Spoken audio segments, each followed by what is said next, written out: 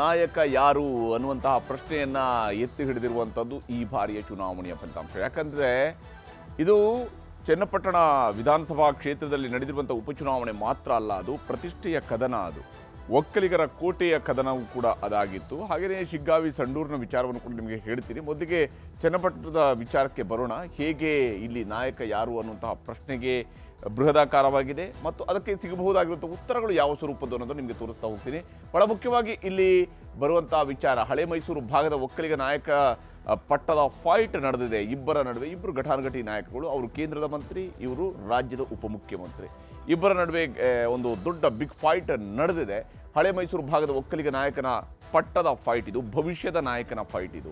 ಯಾಕೆಂದರೆ ಒಕ್ಕಲಿಗ ನಾಯಕತ್ವದ ಫೈಟ್ನಲ್ಲಿ ಡಿ.ಕೆ. ಶಿವಕುಮಾರ್ಗೆ ಯಶಸ್ಸು ಸಿಕ್ಕಿರುವಂಥದ್ದು ಇವತ್ತಿನ ರಿಸಲ್ಟ್ನಲ್ಲಿ ಗೋಚರಿಸ್ತಾ ಇರುವಂಥದ್ದು.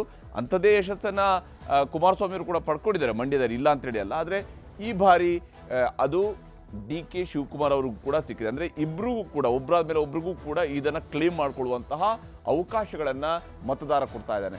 ಒಕ್ಕಲಿಗ ನಾಯಕನಾಗುವ ಜೊತೆಗೆ ಸಿ.ಎಂ ಕುರ್ಚಿಯ ಕನಸನ್ನು ಈಗ ಜೀವಂತವಾಗಿಟ್ಟುಕೊಂಡಿದ್ದಾರೆ ಡಿ.ಕೆ. ಶಿವಕುಮಾರ್ ಅವರು. ಒಂದು ವೇಳೆ ಇಲ್ಲಿ ಸೋತಿರ್ತಿದ್ರೆ, ಕಾಂಗ್ರೆಸ್ ಸೋತಿರ್ತಿದ್ರೆ, ಅದು ಡಿ.ಕೆ. ಶಿವಕುಮಾರ್ ಅವ್ರಿಗೆ ನೇರವಾಗಿ ಅವರಿಗೆ ವೈಯಕ್ತಿಕವಾದಂಥ ದೊಡ್ಡ ಹಿನ್ನಡೆಯೂ ಕೂಡ ಆಗ್ತಾ ಇತ್ತು. ಆದರೆ ಈಗ ಅವರ ಮುಖ್ಯಮಂತ್ರಿ ಕನಸು ಜೀವಂತವಾಗಿದೆ. ಕುಮಾರಸ್ವಾಮಿ ವಿರುದ್ಧ ಪ್ರತಿಷ್ಠೆಯಲ್ಲಿ ಗೆದ್ದಿದ್ದಾರೆ ಡಿ.ಕೆ. ಶಿವಕುಮಾರ್. ನಮ್ಮ ಊರಿನವರು, ಈ ಮನೆ ಮಕ್ಕಳು ಅನ್ನುವಂತಹ ಮಾತುಗಳನ್ನೆಲ್ಲ ಹೇಳಿದ್ರಲ್ಲ, ಆ ಪ್ರತಿಷ್ಠೆಯನ್ನು ಇಲ್ಲಿವರೆಗೆ ನಮ್ಮ ರಾಜಕಾರಣಿಗಳು ಮಾತಾಡ್ತಾರೆ. ಅವ್ರು ಬದುಕಿರೋ ಬಗ್ಗೆ ಮಾತ್ರ ಮಾತಾಡಲ್ಲ. ನೋಡಿ, ನಾನು ಹುಟ್ಟಿದಿಲ್ಲಿ ಅನ್ನೋಂಥದ್ದನ್ನು ಹೇಳ್ಕೊಂಡು ಮಾತಾಡಿದ್ರೆ, ನಾನು ಸಾಯೋದು ಇಲ್ಲಿ ಅನ್ನೋದ್ರವರೆಗೂ ಕೂಡ ಮಾತಾಡ್ತಾರಲ್ಲ, ಆ ಮಾತುಗಳೆಲ್ಲ ಬಂದು ಹೋಗಿದ್ದಾವೆ. ಡಿ.ಕೆ. ಶಿವಕುಮಾರ್ ಅವರ ಬಾಯಿಂದಲೂ ಕೂಡ ಬಂದು ಹೋಗಿದ್ದಾವೆ. ಬೆಂಗಳೂರು ಗ್ರಾಮಾಂತರ ಸೋರಿಗೆ ಚನ್ನಪಟ್ಟಣದಲ್ಲಿ ತಿರುಗೇಟನ್ನು ಕೊಡೋದರಲ್ಲಿ ಯಶಸ್ವಿಯಾಗಿದ್ದಾರೆ. ತಮ್ಮನ ಸೋರಿಗೆ ಮಗನ ಸೋಲಿನ ಮೂಲಕ ಪ್ರತೀಕಾರವನ್ನು ತೀರಿಸಿಕೊಂಡಿದ್ದಾರೆ ಡಿ.ಕೆ. ಶಿವಕುಮಾರ್ ಅವರು. ಇದು ಬಹಳ ಮುಖ್ಯವಾಗಿರುವಂತಹ ಒಂದು ಅಂಶವನ್ನು ನಾವಿಲ್ಲಿ ಗುರುತಿಸ್ಬೋದು. ಈ ಒಂದು ಚನ್ನಪಟ್ಟಣ ಮತಕ್ಷೇತ್ರದಲ್ಲಿ ರಾಮನಗರ ಜಿಲ್ಲೆಯ ಮೇಲೆ ಸಂಪೂರ್ಣವಾದಂಥ ಹಿಡಿತವನ್ನು ಈಗ ಡಿ.ಕೆ. ಶಿವಕುಮಾರ್ ಅವರು ಸಾಧಿಸಿದ್ದಾರೆ. ನೋಡಿ, ರಾಮನಗರದಲ್ಲಿ ನಡೆಯುವಂತಹ KDP ಸಭೆಗಳಲ್ಲೂ ಕೂಡ ಇನ್ನು ಮುಂದೆ JDSನವರು ಇರೋದಿಲ್ಲ, JDSನ ಶಾಸಕರು ಯಾರು ಇರೋದಿಲ್ಲ.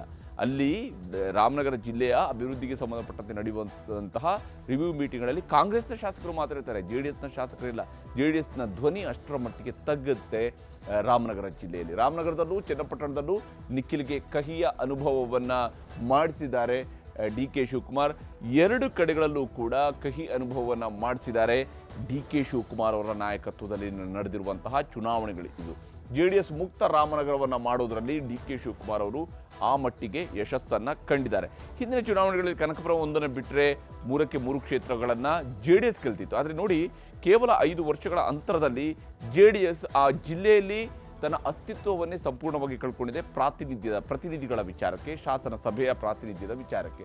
ಕನಕಪುರ, ಮಾಗಡಿ, ರಾಮನಗರ, ಈಗ ಚನ್ನಪಟ್ಟಣವೂ ಕೂಡ ಕೈವಶವಾಗಿದೆ. ಆ ಮೂಲಕ ಒಕ್ಕಲಿಗರ ಭದ್ರಕೋಟೆಯಲ್ಲಿ ನಾನು ಇದ್ದೀನಿ. ಮಂಡ್ಯದಲ್ಲೂ ಕೂಡ ಕಾಂಗ್ರೆಸ್ ಅತಿ ಹೆಚ್ಚು ಶಾಸಕರನ್ನು ಹೊಂದಿದೆ.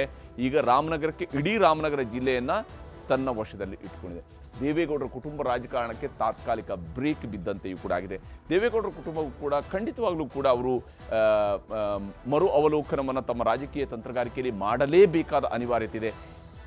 ಸುತ್ತಮುತ್ತ ಹಿಂದೆ ಮುಂದೆ ಓಡಾಡ್ತಾ ಇರುವಂಥವ್ರು ಜೈ ಅಣ್ಣಂಗೆ ಜೈ, ಅಣ್ಣಂಗೆ ಜೈ ಅಂತೇಳಿ ತಿರುಗಾಡುವಂಥದ್ದನ್ನೇ ಸತ್ಯ ಅಂತ ನಂಬ್ಕೊಂಡು ಕೂತ್ಕೊಂಡ್ರೆ ಏನಾಗ್ಬೋದು, ಅದು ನಿಖಿಲ್ ಕುಮಾರಸ್ವಾಮಿಯವರ ಸೋಲಿನ ಮೂಲಕವಾಗಿ ರಿಫ್ಲೆಕ್ಟ್ ಆಗಿರುವಂಥದ್ದು. ಜನರ ಜೊತೆಗೆ ಕನೆಕ್ಟ್ ಆಗದೇ ಹೋದಾಗ ಏನೇನಾಗ್ಬೋದೋ ಅವೆಲ್ಲವೂ ಕೂಡ ಇಲ್ಲಿ ನಡೀತಾ ಇದೆ. ಇದನ್ನು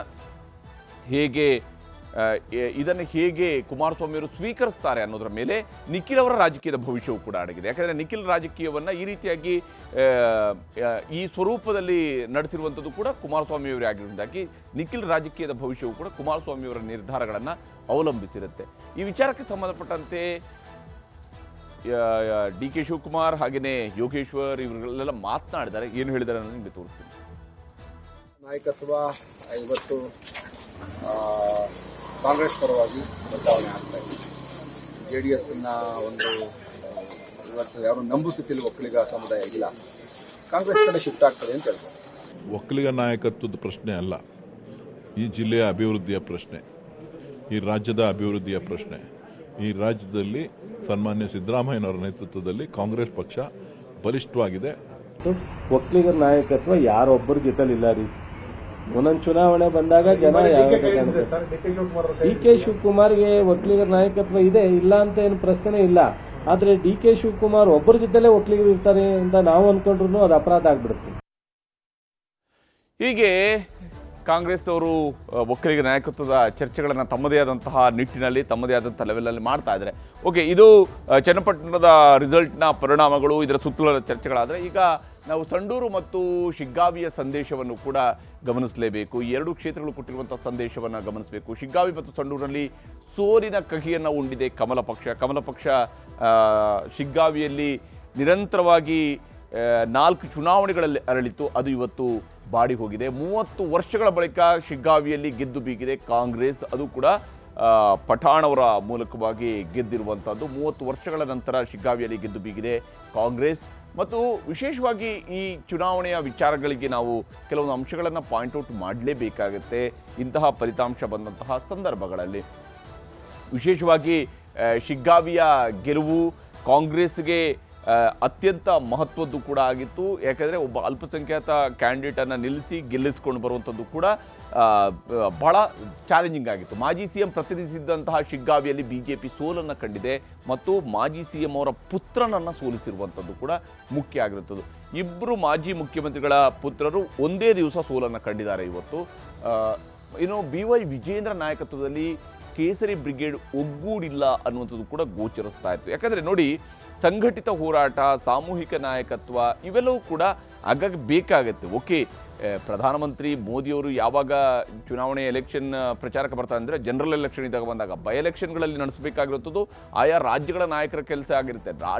ಆಯಾ ರಾಜ್ಯದ ನಾಯಕರುಗಳು ಕೆಲಸ ಮಾಡೋ ಸಂದರ್ಭ ಒಗ್ಗೂಡಿ ಕೆಲಸ ಮಾಡಿದರೆ ಬಹುಶಃ ಗೆಲ್ಲೋದಕ್ಕೆ ಅವಕಾಶ ಇದ್ದಿರ್ಬೋದು. ಕನಿಷ್ಠ ಪಕ್ಷ ಶಿಗ್ಗಾವಿಯಲ್ಲಿ ಅಂತೂ ಆ ಅವಕಾಶ ಇದ್ದಿತ್ತು. ಆದರೆ ಆ ಕೆಲಸ ಕೇಸರಿ ಬ್ರಿಗೇಡ್ನಲ್ಲಿ ಆಗಲಿಲ್ಲ.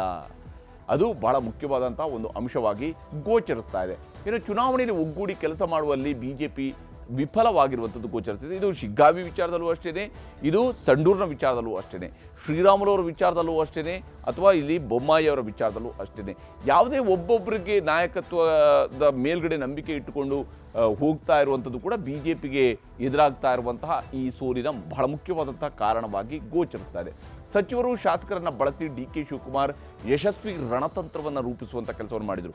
ಹೋಬಳಿಗೊಬ್ಬ ಸಚಿವ, ಜಿಲ್ಲಾ ಪಂಚಾಯತ್ ಕ್ಷೇತ್ರದ ವ್ಯಾಪ್ತಿಗೊಬ್ಬ ಸಚಿವ, ಗ್ರಾಮಕ್ಕೊಬ್ಬ ಶಾಸಕ, ಈ ರೀತಿಯಾದಂಥ ಈ ಲೆವೆಲ್ನಲ್ಲಿ ಡೆಪ್ಯೂಟ್ ಮಾಡುವಂಥ, ಯಾಕಂದರೆ ರಿಸೋರ್ಸಸ್ ಇವತ್ತಿದೆ ಕಾಂಗ್ರೆಸ್ಗೆ ಅಧಿಕಾರ ಇರೋದ್ರಿಂದಾಗಿ ಆ ರಿಸೋರ್ಸಸ್ ಇದ್ದೇ ಇದೆ, ಮ್ಯಾನ್ ಪವರ್ ಇದ್ದೇ ಇದೆ, ಅದನ್ನು ಅವರು ಬಳಕೆ ಮಾಡ್ಕೊಂಡಿದ್ದಾರೆ. ಅಂಥದ್ದೊಂದು ರಣತಂತ್ರವನ್ನು ಮಾಡಿದ್ದಾರೆ. ಹಾಗೆಂತೇಳಿ ಆಡಳಿತದಲ್ಲಿದ್ದವರಿಗೆ ಈ ಅಡ್ವಾಂಟೇಜ್ ಎಲ್ಲ ಸಂದರ್ಭಗಳಲ್ಲಿ ಎಲ್ಲ ಪಕ್ಷಗಳಿಗೂ ಇದ್ದೇ ಇರುತ್ತೆ.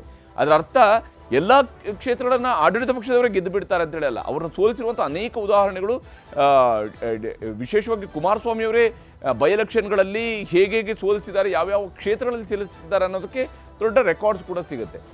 ಗ್ಯಾರಂಟಿ ಯೋಜನೆಗಳ ಮೂಲಕ ಜನರ ಮನಗೆದ್ದಂತಹ ಸರ್ಕಾರ. ಯಾಕಂದರೆ ಗ್ಯಾರಂಟಿ ಯೋಜನೆಯನ್ನು ಭಾಳ ಹಗುರವಾಗಿ ಮಾತನಾಡ್ತಾ ಇದ್ರು ಪ್ರತಿಪಕ್ಷಗಳ ಮುಖಂಡರುಗಳು. ಆದರೆ ಹಾಗಲ್ಲ ಅದು. ಯಾಕಂದರೆ ಜನ ಅದನ್ನು ಒಪ್ಕೊಂಡಿದ್ದಾರೆ, ಜನ ಅದನ್ನು ಸ್ವೀಕರಿಸಿದ್ದಾರೆ. ಅದರ ಫಲಾನುಭವಿಗಳಾಗಿರುವಾಗ ಜನರನ್ನು ಇಂತಹ ವಿಚಾರಗಳಲ್ಲಿ ನೋಡಿ, ಇದರಿಂದಾಗಿ ದಿವಾಳಿ ಆಗುತ್ತೆ, ಮತ್ತೊಂದಾಗುತ್ತೆ, ಮಗದೊಂದಾಗುತ್ತೆ, ನಾಳೆ ನಿಲ್ಲಿಸ್ತಾರೆ, ನಾಡಿದ್ದು ಬೆಳಗ್ಗೆ ನಿಲ್ಲಿಸ್ತಾರೆ ಅಂತ ಹೇಳಿದರೆ ಜನ ಅಷ್ಟು ಸುಲಭವಾಗಿ ಅದನ್ನು ನಂಬೋದಿಲ್ಲ. ಎಲ್ಲಿ ತನಕ ಹಣ ಬರ್ತಿರುತ್ತೋ ಅಲ್ಲಿ ತನಕ ಅವರು ನಂಬ್ತಾ ಇರ್ತಾರೆ. ಸಿದ್ದರಾಮಯ್ಯ ನಾಯಕತ್ವದಡಿಯಲ್ಲಿ ಅಹಿಂದ ಮತಗಳು ಒಗ್ಗೂಡಿರುವಂಥದ್ದು ಕೂಡ ಅತ್ಯಂತ ಮಹತ್ವದ ವಿಚಾರ ಆಗಿದೆ.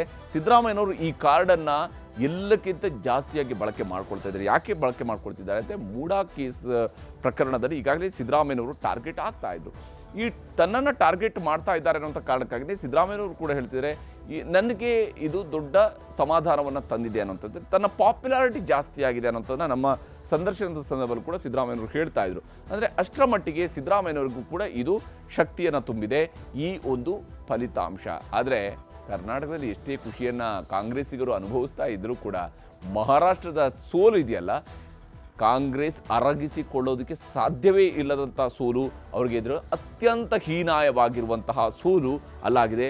ಕಮಲ ಪಕ್ಷ ದೊಡ್ಡ ಮಟ್ಟದಲ್ಲಿ ಗೆದ್ದು ಬೀಗಿರುವಂಥದ್ದು ಮಹಾರಾಷ್ಟ್ರದಲ್ಲಿ. ಈ ಮೂಲಕ ತನ್ನ ಇಲ್ಲಿಯ ಸೋಲನ್ನು ಮರೆತುಕೊಳ್ಳೋದಕ್ಕೆ BJPಯ ಕಾರ್ಯಕರ್ತರಿಗೂ ಕೂಡ ದೊಡ್ಡ ಅವಕಾಶವನ್ನು ಮಹಾರಾಷ್ಟ್ರದ ಚುನಾವಣೆ ಮಾಡಿಕೊಟ್ಟಿದೆ. ಆದರೆ ಜಾರ್ಖಂಡ್ನಲ್ಲಿ ಮತ್ತೊಮ್ಮೆ JMM ಕಾಂಗ್ರೆಸ್ ಸರ್ಕಾರ ರಚನೆ ಆಗ್ತಾ ಇರುವಂಥದ್ದು ಕೂಡ ಬಹಳ ಮುಖ್ಯವಾಗಿ ದೇಶದ ಮತದಾರರು ಆಯಾ ರಾಜ್ಯಗಳಿಗೆ ಅನ್ವಯವಾಗಿ ತಮ್ಮ ನಿರ್ಧಾರಗಳನ್ನು ಕೈಗೊಳ್ತಾರೆ ಅನ್ನೋದು ಸ್ಪಷ್ಟವಾಗಿ ಗೋಚರಿಸ್ತಾ ಇದೆ.